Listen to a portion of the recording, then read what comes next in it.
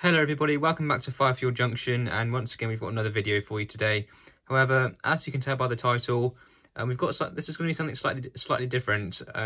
Basically, fairly recently I did go a little bit out of control, and I have ended up buying quite a few new items for the layout. So this is going to be a bit of a train treasure trove video for you, just so you can see some of the new additions. And basically get an idea of what's going to be coming up, I suppose, new reviews and everything coming up soon on the channel, hopefully. So I just thought it would be interesting to show you some of the new arrivals, and basically, to see if I thought it might be interesting for you. So we'll start off with the wagons. I suppose we might as well start off with the wagons, and we'll end with the new Locos. So the first thing is these. Now, I actually got two of these, and as you can tell, these are the fairly new Yeoman Hop Wagons. Now, I suppose one of the main reasons I bought these is, well, for a start, they're quite a nice fit for the layout. I have a Yeoman Class 59, so it'd be nice if I had some wagons for it to pull. Now, I did buy a little while ago some of the middle hoppers. I managed to get 4 of them from Hatton's for a good price, but me being stupid, I didn't realise and forgot that you can't only run the middle hoppers by themselves. You have to buy the end ones.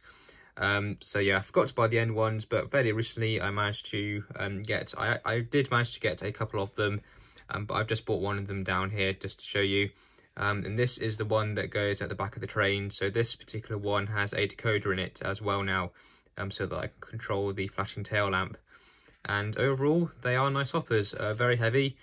Sprung buffers, the couplings are NEM. Again, you've got working tail lamps. Overall, a very good quality wagon. Obviously, hopefully, at some point you'll probably have to start double heading with the Hornby Class 59s to actually haul a decent rake of these. But once the new Dapol 59 comes out, at least then we should be able to haul a nice long rake of these with just a single loco. But overall, they're very nice wagons.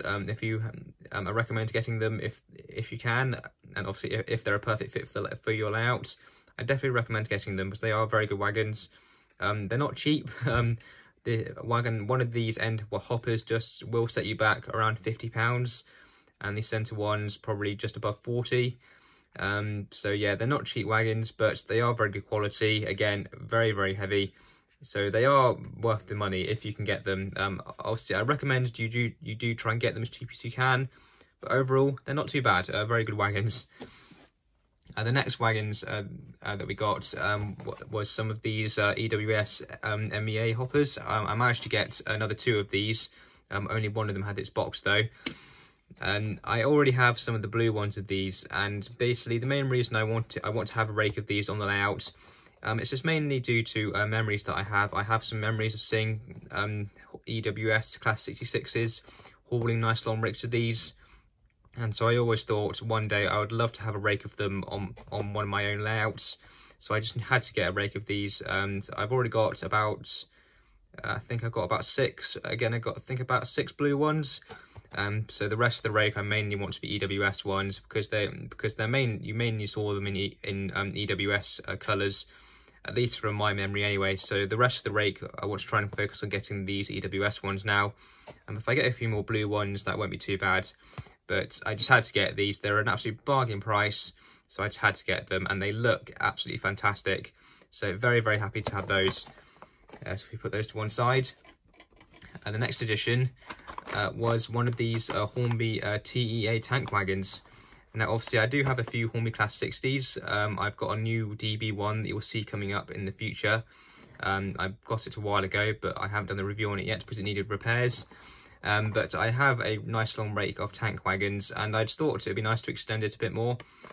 So I didn't go too mad with spending, but I bought another one. This came from Hatton's as well, only £20. I couldn't really resist, really. So it'd be nice to extend my rake of Tank Wagons further to make a nice long rake. I may extend it further, but I may buy some of the new Cavalex TEA Tank Wagons because they look fantastic. So I'm probably done with buying the Hornby ones now, but they are very good. The Hornby Tank Wagons. I'll change the couplings obviously to make them more realistic. But apart from that, they're not too bad. With some basic weathering, they'll look really good. This particular livery might be too early for when I'm allowed to set. But I can always repaint it if I want to, but I'll be able to put up with it for now. But overall, a very good quality wagon, and it's amazing to see that the box is in such good condition, because this is this model is from around the 1980s. I'm pretty sure is when this packaging comes from.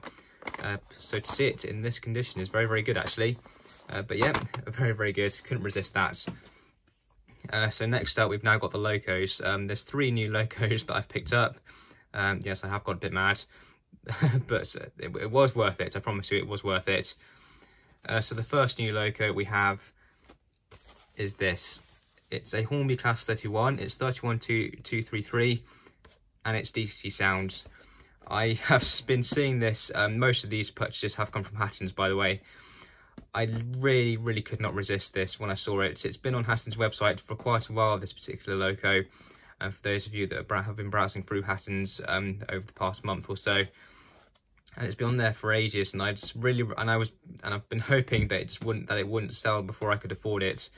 So when the time came where I could afford it and it was still on there, I was so happy, because as soon as the first time I set eyes on it, I just thought, wow, that looks fantastic. I must have that. So I was very happy to finally get hold of it. And I have tested it. Unfortunately, I think it's going to need some serious work. Unfortunately, it seems that fairly recently with Hatton's, they seem to be missing some problems with pre-owned models. But the Loco itself, while it does seem to work fine, the motor seems to be fine. Pickups don't seem to be very reliable on this Loco at the moment. She seems to be barely picking up at all at the moment, and the wheels do look fairly clean. I will give everything a proper clean just to ensure just to see if that helps. But barely any of the pickups on the model seem to be working, so I might give her a full strip down and clean, just to see if I can get her working properly again. So that is a bit of a shame that I can't get some use out of her as soon as I'd like to. But hopefully we'll be able to get her working nicely. All of the sounds are working fine. However, I don't think the chip in here is the original chip, because when I tested her, most of the sounds don't match up with the instruction sheet inside. So I'm not sure if the chip inside is the same chip that the Loco came with, but either way, it sounds fantastic, and hopefully we'll be able to get her running really well. So obviously keep your eyes out in the future for the review on this whenever I get around to it. But you probably won't see her for a while. You may see her pop up in videos in bits in the background or something maybe. But hopefully we'll be able to get her working. But yeah, couldn't really resist that. So yeah, a rail freight livery as well. I forgot to mention, it's the rail freight petroleum sector, I believe this particular one is. Correct me if I'm wrong, but I believe it's the petroleum sector. I'm pretty sure this is. It might say on the end of the box. No, because there's a label there. It might say on the back.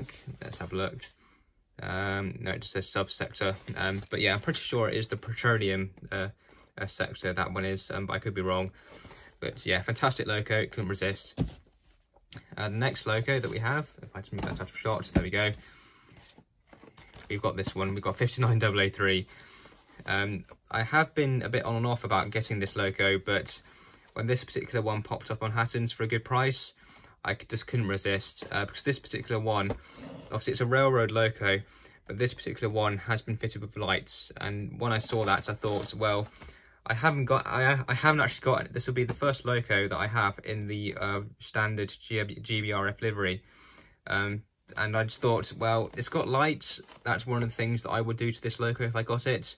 So to buy it with lights already fitted, I just thought I might as well go for it, because, well, it is a perfect fit. It's a perfect fit for the layout as well. But I was still umming and ahhing about it, whether to get it or not. But yeah, when I saw it for the price that it was, I thought, yeah, I've just got to have that. It has a TTS decoder as well. It's the Class 66 TTS decoder as well. So that decoder will be removed and going into a Class 66. I won't mention which one at the moment. But yeah, the TTS decoder in here. It's still got the standard speaker on it, but the Loco does seem to work fine. Again, I've tested her. all of the lights seem to work. She moves nicely back and forth. She doesn't cut out. So we should be able to get her going fairly soon. I suppose my only gripe with this model is the way the person has wired the lights into this Loco. Because obviously it is second hand. Yeah, as we can see, they're pre-owned. Although most items on Hatton's website are. But the way the previous owner has wired the lights into this Loco is, instead of wiring them into the actual DCC socket of the Loco, they've soldered the wires for the lights actually onto the pins of the chip. Why they've done that, I don't know. It annoyed me slightly when I opened the Loco up to see that. So it's going to make it a bit more difficult for me to actually get her working sooner, because I'm going to have to desolder the wires, wire them incorrectly. Oh, it's just going to be a bit of a faff, but oh well. It's just something I have to deal with, I suppose. But anyway, very happy to have her. She's already got a KD coupling on her as well, which is good. So I won't have to fork out on any more KD couplers to get her hauling some of my stock. But overall, very, very happy. And then we've got the last Loco. The last, certainly not last but not least, we've got a Class 66 for us. So this particular one, as we see, it's in DB Schenker livery. And I just had to get one of these. I just absolutely had to have a DB Class 66. I'm sure it was obvious that I'd probably get one at some point. And I finally managed to get one for a bargain price as well. This one was fairly recently. I'm not sure how many of you would have seen, but the model centre had a few of their Class 66s, especially the DB ones, on sale for half price. So about £110, £109, and I just knew well, I still need one for that price. I'm just gonna have to get one.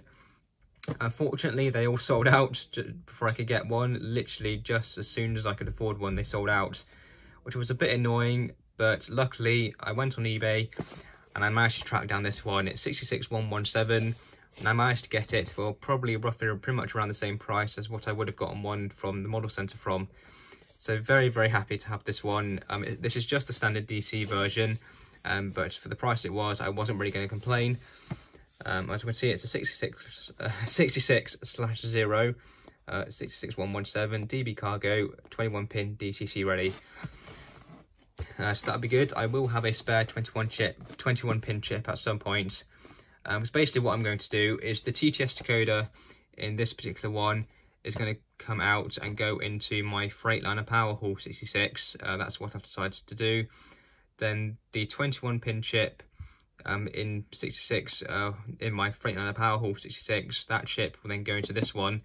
I know that this is an 8-pin chip and the Freightliner Powerhall one is a 21 pin, but I've got a 21 pin to 8-pin converter chip anyway, so that'll be fine. So yes, this Loco won't be sound fitted straight away, but obviously it will be at some point. But yeah, couldn't really resist. Obviously just had to get one of these. It's so nice to have one. It looks really, really good as well. Even though it's a fairly plain livery, the DB livery, it looks fantastic. So yeah, can't wait to get that out and get that running. And that's it really. That's all of the new purchases that have come recently. I know I've just rambled on about that for ages, so that probably sounded quite boring. But I thought I'd just let you know, let you see some of the new arrivals. If I just bring a load of them back into shot. Here we go.